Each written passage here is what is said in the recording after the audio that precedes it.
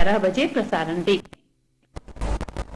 Hello everyone, I am Almas Beg from Bhopal. इस कक्षा में मैं क्लास 9 के बच्चों को एनसीईआरटी द्वारा प्रिस्क्राइब्ड टेक्स्ट बुक जिसका नाम है बी हाइव, उसकी सेकंड पोएम पढ़ाऊंगी और उस पोएम का नाम है विंड।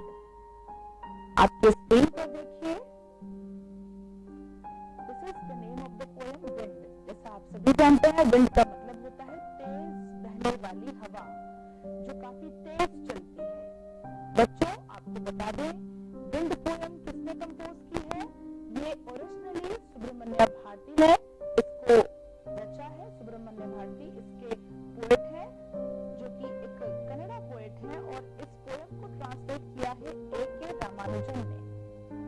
ए.के. रामानुजन ने इस पोएम को इंग्लिश में ट्रांसलेट करके आपके लिए प्रस्तुत किया है। आइए देखते हैं यहाँ ब्लू बॉक्स में क्या लिखा है। The wind blows strongly and causes a lot of destruction. How can we make friends with it? यहाँ पर एक प्रश्न भी आपसे पूछा गया है। पहली लाइन में बताया गया है कि the wind blows strongly। आप सभी जानते हैं कि जो तेज चलने वाली हवा है उसे विंड कहते हैं। तो विंड जो है वो बहुत तेज चलती है, उसकी गति जो होती है वो बहुत तीव्र होती है, और जब ये तीव्र होती है तो it causes a lot of destruction। इसके कारण कई हानियां होती हैं, कई तबाहियां और बर्बादियां होती हैं। ये तूफान लाती है अपने साथ, और इसके सामने कितना भी स्ट्रांग हो कोई, वो टिक नहीं पाता। आगे एक प्रश्न आपसे पूछा गया है, how can we make friends with it? हम इसको फ्रेंड्स कैसे बना सकते हैं, अपना मित्र कैसे बना सकते हैं? तो आइए हम पोएम शुरू करते हैं।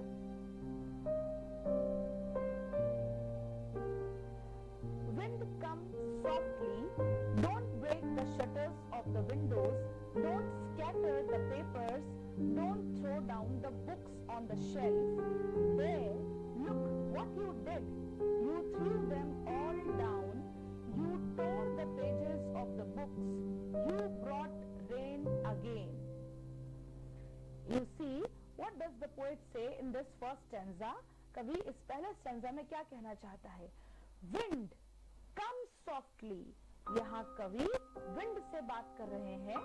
विंड से बात करते हुए उससे कह रहे हैं कम सॉफ्टली, कैसे आओ, धीरे आओ। यानी विंड कैसे आती है, अभी आपको बताया, बहुत स्ट्रांगली ब्लो करती है, बहुत तेज बहती है। इतनी गति उसकी तेज होती है कि उसके कारण कई डिस्ट्रैक्शंस, कई तबाहियां होती हैं। तो पोएट विंड से बातें करते हुए कह रहे हैं कि तुम्हें धीरे आना चाहिए, तुम इतनी तेज मत आओ। और फिर आगे वो विंड के द्वारा किए गए कार्यों का वर्णन कर रहे हैं। Don't break the shutters of the windows, यानी तुम इतनी तेज बही तुम कि तुमने विंडोज के, खिड़कियों के जो शटर्स हैं उनको तुमने ब्रेक कर दिया है, तोड़ दिया है। डोंट स्कैटर द पेपर्स, तो पोएट यहाँ पर निर्देश देते हुए बता रहे हैं कि इन खिड़कियों के दरवाजों को मत तोड़ो। डोंट स्कैटर द पेपर्स, और तुम्हारी गति इतनी तेज है कि तुमने ये सारे पेपर्स जो हैं इनको फर्श के ऊपर फैला दिया है। यहाँ मैंने आपके लिए कुछ पिक्चर्स ढूंढे हैं। You can C in this picture, this is a picture of a window. ये एक खिड़की की तस्वीर है जिसमें इसके जो शटर्स हैं वो आपको टूटे हुए दिख रहे हैं, ब्रेक दिख रहे हैं। ब्रेक यानी टूटे हुए। जैसे सेकंड लाइन में break the shutters of the windows. So I have tried my level, मैंने कोशिश की है कि आपको एक इमेज दिखा सकूं। विंडोज के शटर्स जो हैं वो ब्रेक यानी टूटे हुए हैं, और ये हवा की तेज गति से चलने से ऐसा हो जाता है। तो पोएट विंड से कह रहे हैं कि ऐसी तबाही, ऐसा डिस्ट्रैक्शन मत करो। Don't scatter the papers. अब स्कैटर का मतलब होता है फर्श पे फैलना। ये देखिए, बिखरे हुए पेपर्स। तो जब हवा की गति तीव्र होती है तो पेपर्स और बुक्स जो भी रखी हुई हैं वो इस प्रकार से फैल जाती हैं। तो poet is saying don't scatter the papers, और अगली लाइन में कह रहे हैं don't throw down the books on the shelf. जो शेल्फ में, जो रखी हुई अलमारी में जो बुक्स हैं, जो किताबें हैं, उनको थ्रो मत करो, उनको मत फेंको। Here I have chosen a picture for you. You can see अलमारी में रखी हुई तस्वीर, जो बुक्स हैं वो हवा के प्रेशर से, विंड के प्रेशर से जो है वो उड़ने लगी हैं और उड़ के कहीं भी जाके वो गिर जाएंगी। तो the poet is saying to the wind, कवि हवा से कह रहा है कि ये सारे कार्य मत करो। Don't throw down the books on the shelf. अब आपको इन तीनों ही लाइंस का अर्थ समझ में आया होगा। There, look what you did. You threw them all down. अब यहाँ कवि विंड से कह रहे हैं कि देखो तुमने क्या किया। You threw them all down. तुमने इन सभी चीजों को नीचे फेंक दिया। Threw यानी फेंका। You tore the pages of the books. और तुमने क्या किया, ये जो बुक्स थी, ये जो किताबें शेल्फ में रखी हुई थी, इतनी गति तुम्हारी तीव्र थी कि तुमने इनको शेल्फ से गिरा के नीचे फेंक दिया डाउन। और अब इनके पेजेस जो है, इनके पन्ने जो है वो तोड़ हो गए हैं, वो फट गए हैं। You brought rain again. और अब तुम्हारी गति इतनी तीव्र थी कि उससे बादल आ गए और उनमें पानी है, बारिश होने लगी है, वर्षा होने लगी है। तो बच्चों आपने देखा होगा कि जब विंड तेज हवा चलती है तो क्या होता है, पहले वो तबाही लाती है, डिस्ट्रैक्शन लाती है, सब चीजें अस्त व्यस्त हो जाती हैं, इधर उधर बिखर जाती हैं, हर चीज गिर जाती है और उसके बाद बादलों के साथ पानी आने लगता है। तो यहाँ पोएट फर्स्ट स्टेंजा में विंड से बातें करते हुए उसके द्वारा किए गए कार्यों का वर्णन कर रहे हैं। अब आगे देखते हैं। You are very clever at poking fun at weaklings, frail crumbling houses, crumbling doors, crumbling rafters, crumbling wood, crumbling bodies, and crumbling lives, crumbling hearts. The wind god winnows and crushes them all. He won't do what you tell him. So, come, let's build strong homes. Let's join the doors firmly. Practice to form the body. Make the heart steadfast. Do this and the wind will be friends with us. The wind blows out weak fires. He makes strong fires roar and flourish. His friendship is good. We praise him every day. अब यहाँ A.K. Ramanujan आपको बता रहे हैं कि जो वायु है, जो हवा है, यू, हु इज यू है, यहाँ यू किसके लिए आया है, विंड के लिए आया है। तो पोएट कह रहे हैं यू आर वेरी क्लेवर, तुम बहुत चतुर हो, बहुत होशियार हो, at poking fun at weaklings, और तुम इन वीकलिंग्स, वीकलिंग्स का मतलब है कमजोर पशु पक्षी, कमजोर चीजें, कमजोर बच्चे, कमजोर व्यक्ति, तो जो कमजोर है उनका तुम फन, पोकिंग फन यानी तुम उनका मजाक उड़ाती हो, उनके मजे लेती हो। फ्रेल क्रम्बलिंग हाउसेस, और तुम्हारी गति इतनी तीव्र है कि तुम्हारे आगे ये जो फ्रेल क्रम्बलिंग हाउसेस हैं, क्रम्बलिंग का मतलब है फॉलिंग, गिरते हुए, तुम्हारी गति से जो ये गिरते हुए हाउसेस हैं, मकान है, ये क्रम्बलिंग डोर्स हैं, ये दरवाजे जो है ये भी कमजोर है, ये क्रम्बलिंग रैफ्टर्स, रैफ्टर्स का मतलब होता है लकड़ी के बड़े बड़े लंबी लंबी लकड़ियां जिनके ऊपर मकान की छत रखी जाती है, तो ये भी तुम्हारे आगे कमजोर पड़ गए हैं। क्रैम्बलिंग वुड, और ये वुड यानी जंगल, ये जंगल जो खड़े हैं ये भी तुम्हारे आगे कमजोर हैं। क्रैम्बलिंग बॉडीज, और जो ये मानव शरीर है ये भी तुम्हारे आगे बहुत कमजोर हैं, गिर रहे हैं, गिरते हुए हैं। क्रैम्बलिंग लाइव्स, और जो जीवन है, मनुष्य का जो जीवन है वो भी तुम्हारे आगे नहीं टिक पाता, वो भी ढह जाता है। एंड देन फाइनली क्रैम्बलिंग हार्ट्स, और जो दिल हैं वो भी टूट जाते हैं, वो भी बिखर जाते हैं, चकनाचूर हो जाते हैं। तो यहाँ बताया गया है कि तुम बड़ी चालाक हो, बड़ी क्लेवर हो, होशियार हो, तुम इन कमजोर लोगों का, कमजोर चीजों का फन बनाती हो, मजाक बनाती हो। ये फ्रेल का मतलब है कमजोर, तो जो कमजोर घर है, दरवाजे हैं, रैफ्टर्स हैं, जंगल है, मनुष्य के शरीर है, जीवन है और हृदय है, इन सब को तुम क्रम्बल कर देती हो, गिरा देती हो और चकनाचूर कर देती हो। The wind god blows and crushes them all, और अब यहाँ बताया गया है कि विंड को गॉड की कल्पना, गॉड से उनकी तुलना की गई है। कहा गया है कि जो विंड गॉड है वो विनो करता है। अब विनो का अर्थ बताने के लिए आपके सामने एक पिक्चर है, you can see this man is winnowing the grain, winnowing the wheat और राइस। ये जो है इसे हम कहते हैं अपनी देसी भाषा में फटकना, उड़ावनी करना। ये देखिए, अनाज को क्रश करके उसे इस तरह हवा के डायरेक्शन में गिराया जाता है जिससे उससे दाने और उसका जो डस्ट है वो अलग हो जाती है। जो शेफ है, जो तिनके हैं वो अलग हो जाते हैं। तो इस प्रक्रिया में क्या हो रहा है? इस प्रक्रिया में सेपरेशन हो रहा है, विभाजन हो रहा है दो चीजों का, काम वाली चीज और फालतू चीज। तो काम की चीज क्या है? वो है अनाज का दाना, चाहे वो चावल का हो या गेहूं का हो। और फालतू चीज क्या है? वो है उसमें शेफ यानी तिनके, जो उससे हमें अलग करना है। तो यहाँ पोएट बता रहे हैं, पोएट ए के रामानुजन बता रहे हैं आपका क्लास 9 के बच्चों को कि जो प्रोसेस है विनोइंग का, द विंड गॉड विनोज, जो विंड गॉड है, जो हवा विंड के जो भगवान है, वो विनो कर देते हैं, वो सेपरेट कर देते हैं, एंड क्रशेस देम ऑल। और जो कमजोर हैं उनको क्या कर देते हैं? क्रश कर देते हैं। उनको क्रश करना मतलब उनको कुचल देना, उनको दबा देना, उनको दबा देते हैं। यानी उसकी विंड की शक्ति इतनी स्ट्रांग है, इतनी पावरफुल है, इतनी ताकतवर है कि जो कमजोर है वो उसके आगे टिक नहीं पाता, वो क्रश हो जाता है। He won't do what you tell him। और यहाँ गॉड वर्ड आया है, इसीलिए यहाँ पर उसको फिर ही से, ही प्रोनाउन से रेफर किया गया है। तो जो विंड गॉड है वो नहीं सुनेगा, He won't do, वो नहीं करेगा जो आप उससे कहेंगे, what you tell him, बल्कि उसे वो वही करेगा जो उसे करना है। यानी उसके आगे वीक और फ्रेल जो लोग हैं वो टिक नहीं पाएंगे, वो क्रश हो जाएंगे। So come, let's build strong homes। अब आगे पोयम का जो मूड है वो चेंज हो रहा है। यहाँ तक डिस्ट्रक्शन की बात हो रही है, तबाही और बर्बादी की बात हो रही है। अब आगे पोएट आपसे, क्लास 9 के बच्चों से अपील कर रहे हैं।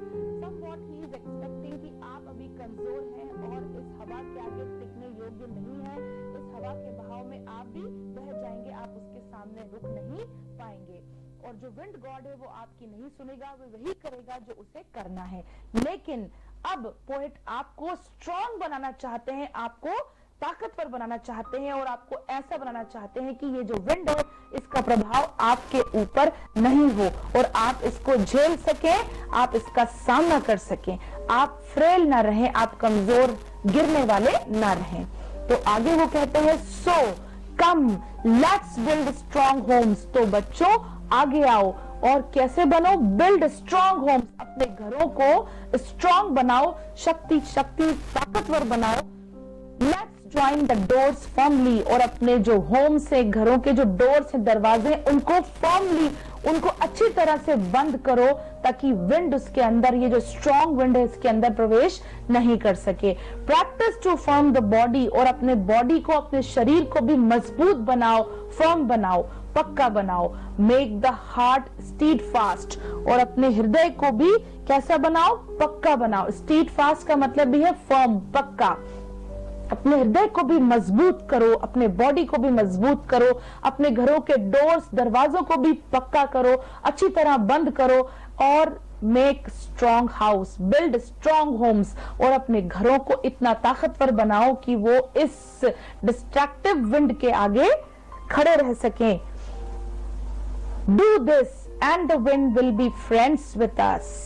अब यहाँ पोएट कह रहा है कि if you will do this, if you will try for all these, ये जो 4 लाइन्स हैं जो अभी आपने पढ़ी, अगर आप इसमें दिए गए निर्देश के अनुसार काम करेंगे, and the wind will be friends with us, तो ये जो विंड है ये आपकी फ्रेंड बन जाएगी, ये आपको नुकसान, आपको चोट, आपको घात नहीं पहुंचाएगी।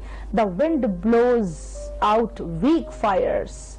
यहाँ पोएट ए के रामानुजन बता रहे हैं कि विंड किसको ब्लो कर देती है, किसको उड़ा के ले जाती है? वीक फायर्स को, ऐसी आग, ऐसी ज्वाला जो कमजोर है। यानी गीली लकड़ी है और यदि उसमें आग जल रही है तो उसको ये जो विंड है ये ब्लो कर देगी, उसको उड़ा के ले जाएगी। उसके आगे, स्ट्रॉन्ग विंड के आगे, ये जो वीक फायर है, कमजोर आग है, ये रुक नहीं पाएगी। He makes strong fires roar and flourish। और जो विंड गॉड हैं वो क्या करते हैं? वो स्ट्रॉन्ग फायर जो होती है, जो तेज वाली, जो ताकतवर आग होती है, यानी जिस आग में ऊंची ऊंची लपटें होती हैं, उसको वो और फैला देती है, उसको वो रोर करती है एंड फ्लरिश करती है। फ्लरिश का मतलब होता है उसको संपन्न करती है, उसको बढ़ा देती है। यानी स्ट्रॉन्ग फायर के ऊपर विंड का असर नहीं होता। विंड का असर विंड किसको ब्लो कर देती है, किसको उड़ा के ले जाती है? वीक फायर को, कमजोर को। यहाँ पर यह जो वर्ड फायर आया है ये हमारे जीवन के लिए आया है कि यदि हम वीक होंगे, कमजोर होंगे तो हम पर इस तूफान का असर होगा और ये हमें क्षति पहुंचाएगी। लेकिन यदि हम स्ट्रांग होंगे, हमारी मेंटल फिजिकल स्ट्रेंथ अच्छी होगी, तो ये जो गॉड, विंड गॉड है, इसका असर हम पर नहीं होगा, बल्कि ये हमें और स्ट्रांग बना देगी और ताकतवर बना देगी और जिंदगी में आने वाली कठिनाइयों और मुश्किलों का सामना हम आसानी से कर सकेंगे। His friendship is good। और यहाँ पोएट कह रहे हैं कि जो विंड से फ्रेंडशिप करेगा वो अच्छी बात है, अच्छी बात है, क्योंकि विंड जो है वो हमें कठिनाइयों का, मुश्किलों का सामना करना सिखा देगी। We praise him every day। अब यहाँ लास्ट वाली लाइन में बताया गया है प्रेज करना, यानी उसकी प्रशंसा करना, उसकी आराधना करना। तो हम इस विंड गॉड की को प्रेज करते हैं, इसकी प्रशंसा करते हैं एवरी डे, प्रतिदिन। क्यों? क्योंकि ये हमारे, इसकी फ्रेंडशिप जो है वो हमारे लिए अच्छी है, गुड है। ये हमको फ्लरिश कर देगी यदि हम स्ट्रॉन्ग फायर जो होगी, जो विंड होगी, वो स्ट्रॉन्ग फायर को, यानी हम अगर स्ट्रॉन्ग है तो हमको फ्लरिश करेगी, हमको और आगे स्ट्रॉन्ग बनाने में हमारी मदद करेगी। तो बच्चों, ये जो विंड पोएम है ये आपकी लाइफ के लिए एक एग्जाम्पल है, एक सैंपल है, एक नमूना है कि आपके जीवन में भी इस प्रकार की कठिनाइयां, मुश्किलें आएंगी, तो उनका सामना करने के लिए, उन ऑब्स्टिकल्स को दूर करने के लिए आपको अपने आप को स्ट्रॉन्ग करना पड़ेगा। यदि आप कमजोर होंगे, फ्रेल होंगे, तो आप क्या करेंगे? आप गिर जाएंगे, आप ढह जाएंगे, आप मुश्किलों का सामना नहीं कर पाएंगे और हार मान लेंगे। लेकिन अगर आप स्ट्रॉन्ग होंगे, ताकतवर होंगे, तो क्या होगा? आप इन कठिनाइयों का, इन मुश्किलों का सामना आसानी से कर लेंगे और ये जो विंड है, इसका जो प्रेशर है, वो आपको छू के निकल जाएगा। आप नहीं गिरेंगे, आप क्रम्बल नहीं होंगे और बल्कि आप आने वाले समय में और ज्यादा स्ट्रॉन्ग विंड को फेस करने के काबिल हो जाएंगे। यानी आने वाले समय में, फ्यूचर में आप और बड़ी मुश्किलों का सामना करने के लिए तैयार हो जाएंगे। यानी चाइल्डहुड से, बचपन से, यंग एज में, और यंग एज से लेके मिडिल एज, और मिडिल एज से लेके ओल्ड एज तक आपको मुश्किलों का सामना करना ही पड़ेगा और धीरे धीरे आप इनका सामना करते करते इतने स्ट्रांग हो जाएंगे, इतने स्ट्रांग इनफ हो जाएंगे कि ये जो तूफान है, ये जो विंड है, तूफान समझ लीजिए, इनका आपके जीवन पर कोई असर, कोई प्रभाव नहीं होगा। तो प्यारे बच्चों, उम्मीद है कि आपको कविता और उसका अर्थ समझ में आया होगा। कठिन शब्दों को आपको लिखते चलना है और आपके व्हाट्सएप ग्रुप में डालकर आपके टीचर से चेक करवाना है। ये जो पिक्चर्स मैंने आपके लिए चूज किए थे, उम्मीद है कि आपको इसके थ्रू वोकैबुलरी समझ में आएगी। You can see this picture. जब विंड स्ट्रांग होती है, तेज होती है, तो कैसे ये वुड्स, ये जंगल यानी पेड़ नीचे गिर जाते हैं, इंसान भी उसके सामने नहीं टिक पाते और घरों की छतें, रैफ्टर्स और डोर्स और विंडोज सब टूट जाते हैं।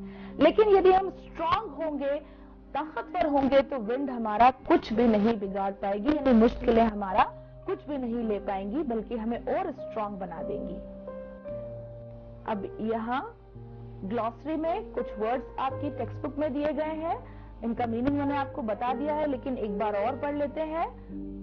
पोकिंग फन, पोकिंग फन का मतलब है मेकिंग फन ऑफ, यानी किसी का मजाक बनाना। रैफ्टर्स का मतलब है sloping beams supporting a roof.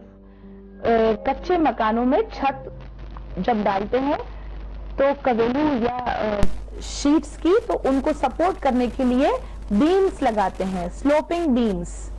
लकड़ी की या लोहे की होती हैं, उन्हें रैफ्टर्स कहते हैं। Next word is winnow. Winnow का मतलब है blow grain free of chaff, separate grain from husk by blowing on it. Grain को, अनाज को हस्क से यानी उसके भूसे से हवा के प्रेशर के थ्रू अलग करना, यानी सेपरेट करना। आगे चलते हैं. Now we will come to the question answers part. Here is question 1 before you. What are the things the wind does in the first stanza? देखिए फर्स्ट स्टैंजा में विंड ने क्या काम किए थे उनका यहाँ पर आपसे वर्णन करने के लिए कहा गया है. तो बच्चों मैंने आपको पिक्चर्स के थ्रू इसको मेमोराइज कराने की कोशिश करी है. आप इमेजिन कीजिए कि विंडो और विंडो के शटर्स को ब्रेक किया है. नेक्स्ट आप इमेजिन कीजिए पेजेस को स्कैटर किया है, बुक्स को थ्रो किया है. ये 3 काम हमारे फर्स्ट स्टैंजा में बताए गए हैं. अब हम इसको सेंटेंस फॉर्म में पढ़ेंगे. The wind breaks the doors of the window. Window के जो दरवाजे हैं उनको ब्रेक कर देती है, तोड़ देती है. Scatters the papers. कागजों को इधर उधर फैला देती है. And throws down the books. और किताबें on the shelf, जो शेल्फ पे रखी हुई है उनको थ्रो कर देती है, फेंक देती है. It also tears the pages of the books and brings rain. और क्या काम करती है, जो बुक्स थी किताबें उनके जो पन्ने थे उनको टीयर करना यानी उनको फाड़ देना. हवा के प्रेशर से किताबें जब गिरेंगी तो उनके पन्ने भी फट जाएंगे. And lastly it brings rain. और जो विंड है वो बारिश भी लेकर आती है. उसके साथ फाइनली फिर बारिश आने लगती है. तो you can write this in points also. आप इस उत्तर को पॉइंट पे भी लिख सकते हैं. First breaks the doors of the windows. Second scatters the papers. Third throws down the books.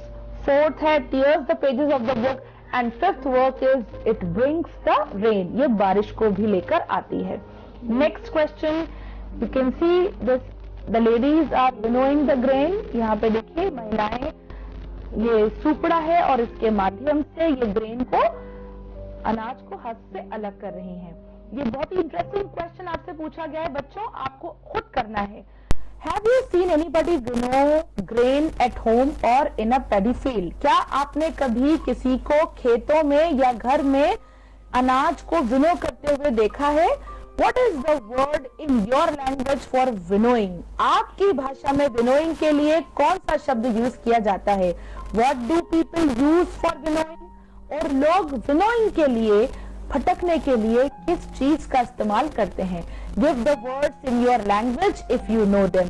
आपकी लोकल डायलेक्ट में, लोकल भाषा में इस विनोइंग के काम के लिए जो शब्द यूज किया जाता है और इसके लिए जो साधन यूज किया जाता है आपको वो अपनी भाषा में लिखना है. तो अलग अलग क्षेत्रों में अलग अलग शब्द हैं बेटा इस कार्य के लिए. आपको अपने क्षेत्र का प्रचलित शब्द और उसके लिए यूज किए जाने वाले साधन का नाम लिखना है. फिर भी मैंने आपके सामने आंसर लिखा है. Yes, I have seen ladies winnow grain in my village. People winnow grains to remove straws, chaff and dust from the found in grains there. It is called Barsana. कई क्षेत्रों में इसे बरसाना कहते हैं. लोग इस लेडीज को हमने देखा है अधिकतर घरों में, गांव में महिलाएं ये काम करती है. People winnow grains to remove straw. लोग इसको क्यों करते हैं? अनाज में से तिनके और डस्ट यानी धूल को अलग करने के लिए इस कार्य को किया जाता है. Next question which is very very important, बहुत ही इंपॉर्टेंट प्रश्न है. व्हाट डज द पोएट से द विंड गॉड विनोज? कवि क्या कहता है कि जो विंड गॉड है वो क्या चीज विनो कर देते हैं, क्या चीज सेपरेट कर देते हैं?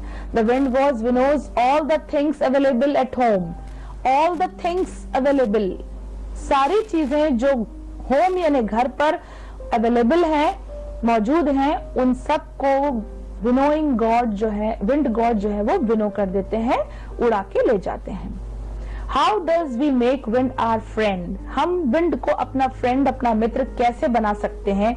ये हमको निर्देश दिए हैं कवि ने कि विंड हमारी दोस्त कैसे बनेगी. The poet suggest that we should build strong houses and fix the doors firmly to make friends with the wind.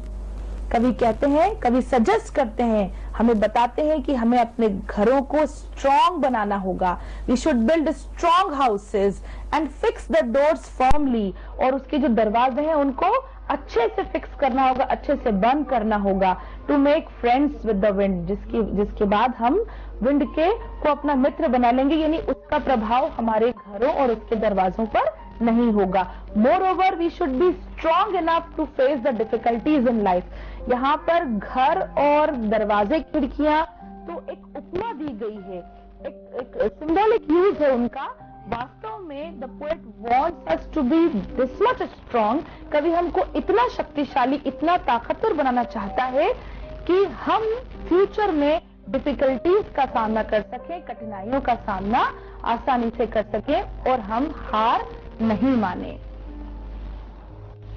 Next question, what do the last 4 lines of the poem mean to you? अब अंतिम 4 पंक्तियां जो कविता की हैं उनका क्या तात्पर्य है आपके लिए? The last 4 lines convey the message that those who are not determined and lack confidence face defeat. बहुत ही बढ़िया यहाँ पर उसका अर्थ बताया गया है कि जो अंतिम 4 पंक्तियां हैं वो हमको यह संदेश देती हैं, कन्वे करना यानी संदेश देना, मैसेज मतलब संदेश और कन्वे मतलब देना, तो वो लास्ट की जो 4 लाइन्स है हमें ये मैसेज कन्वे करती है that those who are not determined and lack confidence, दोस्त मतलब वह व्यक्ति, वह लोग जो कि अपने लक्ष्य के लिए डिटरमाइंड नहीं है, उनका जो संकल्प है वो दृढ़ नहीं है, एंड लैक कॉन्फिडेंस और उनके अंदर आत्मविश्वास की कमी है। कॉन्फिडेंस यानी विश्वास, आत्मविश्वास, और लैक यानी कमी।